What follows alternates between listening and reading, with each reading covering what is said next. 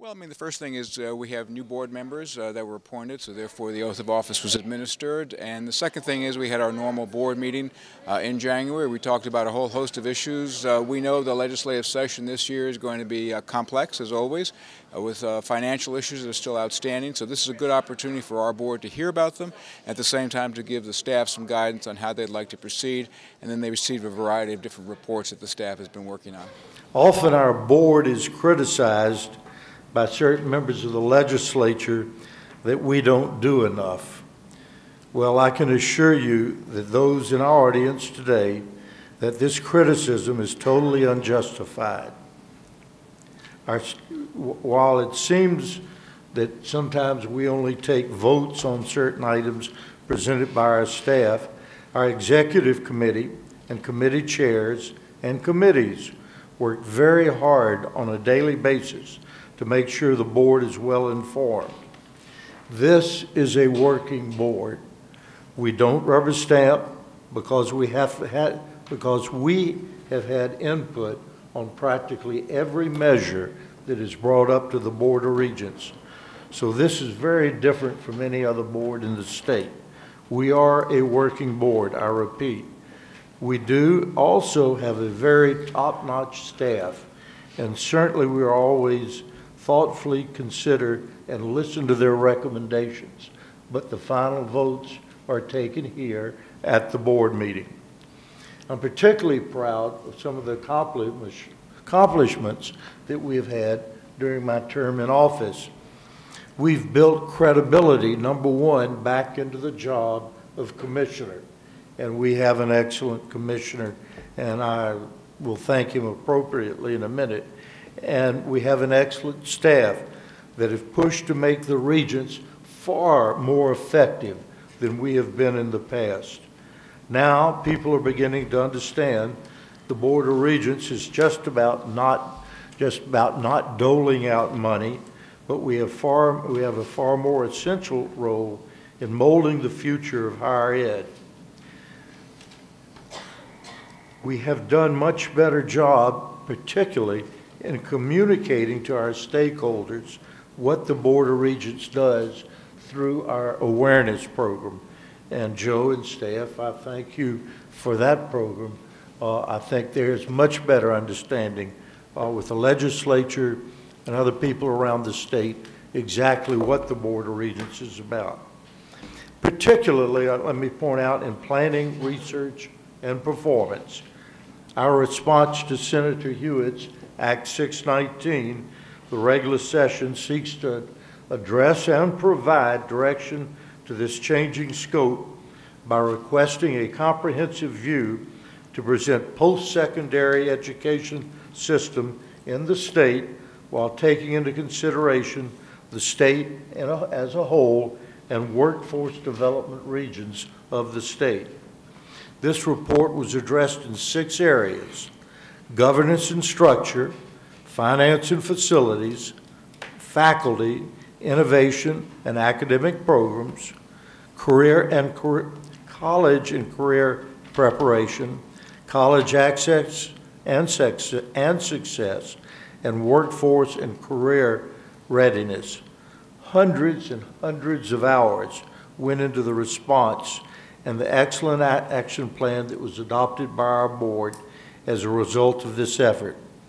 We will formally present this to the legislature in the coming months, and it will be an ongoing work in progress as we all work to change the path of higher education in the state of Louisiana.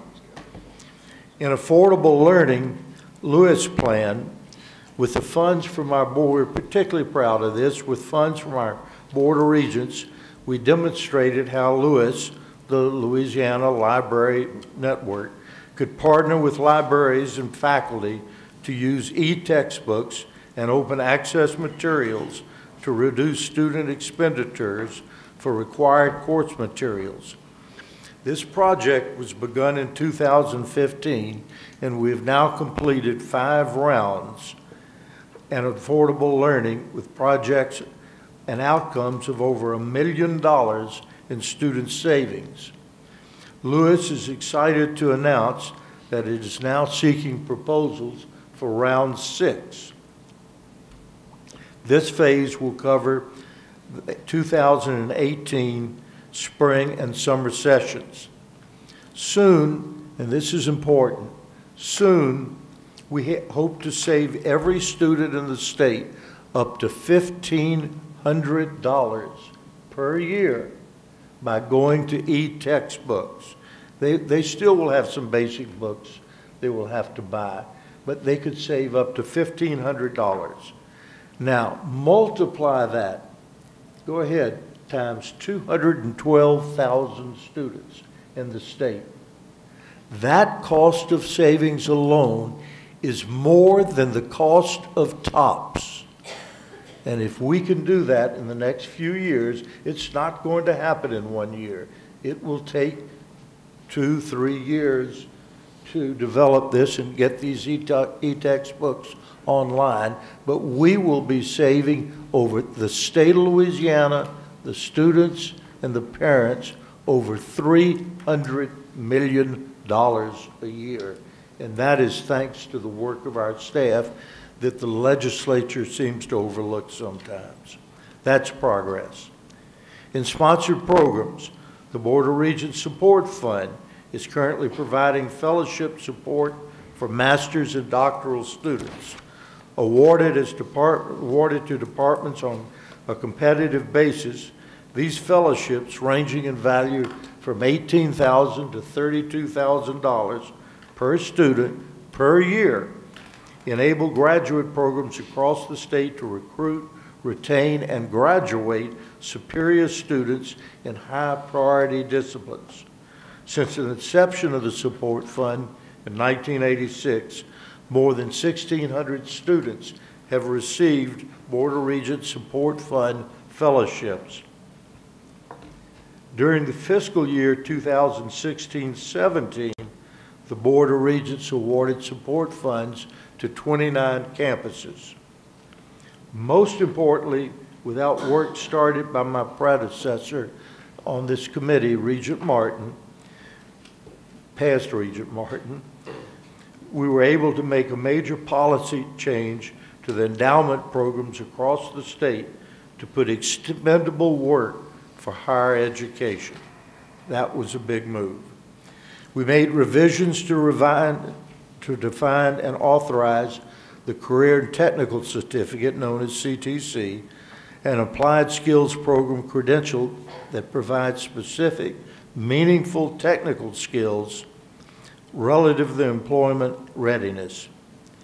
And in dual enrollment, which we've worked on very hard for the last 5 years, and it just came to fruition this year, we established long-awaited minimum requirements and guidelines for dual enrollment, addressing in particular course content and rigor, student eligibility, and instructor qualifications. The policy provides a framework for post-secondary institutions to design, manage, and ensure the quality of dual enrollment course offerings. The result will save millions of dollars for our students and their families, as well as the state, by finally trying to find a way to shorten the time to graduation. And that students get prepared and into the workforce faster than ever. That will be a major accomplishment, and we are now on the road to do that, thanks to what we passed at our last board meeting. In the last 2 years, we brought LUMCOM, Lewis, LOSTEM, and LOSFA under our umbrella. And there I go using the acronyms, but I think you all know what those programs are. And they're damned important ingredients to a unified and successful higher education program. When you have time, each board member, I encourage you to visit these programs personally. Joe, you know, we've done that in the past. Carolyn, I hope, and Bob Levy, I hope we can arrange to either have development meetings at those places so that people can learn more about them. They're very important to us. There are many other items that we should all feel good about, and one of them in particular is the hours that we have spent with Governor Edwards. I think it is absolutely remarkable. I know that last year when Governor Edwards was elected, he came to our first 3 board meetings, he came to our executive committee meetings, he came to our collaborative planning meetings, and we, meaning the executive committee in particular, or members of the executive committee, had an open door. I know the first 6 months he was in office, Dr. Rallo and myself probably visited with the governor 25, 30, 40 times. I don't know how many times, but it was an open door policy that Ben Nevers had as chief of staff, and also now that Mark Cooper has as the chief of staff. And I want this Board of Regents to know that Dr. Rallo has done a marvelous job. I know he will be leaving in 6 months, but you can feel good about our relationship with the governor and what the governor has done for us. He's gone above and beyond to stabilize our funding for the first time last year. He's looking to try to stabilize the TOPS funds for our students. He has a committee, as you know, the legislature looking into that. But I can't thank him enough, and we owe a great deal to our success for the support from Governor Edwards. There were so many more programs and projects that were on my bucket list, but they're kind of still a work in progress, and I hope Regent Levy will continue some of those with his personal touch. He has years of experience on this board, and I know that some of these programs we have will become a reality. These are critical times in higher education, and they call for tough decisions, especially when we're continuously faced with budgetary challenges and limited funding. Increasing Louisiana's educational attainment is and will continue to be the central focus of our efforts. That access to higher education, successful matriculation through higher education are the essentials for the population and economy of this state. By working with the boards, the management boards, the campuses, the business, the industry partners that we have, we must expand the programs that connect the students with work-based learning opportunities, and that our post-secondary education must be targeted to respond to local, regional workforce needs as well as the state's.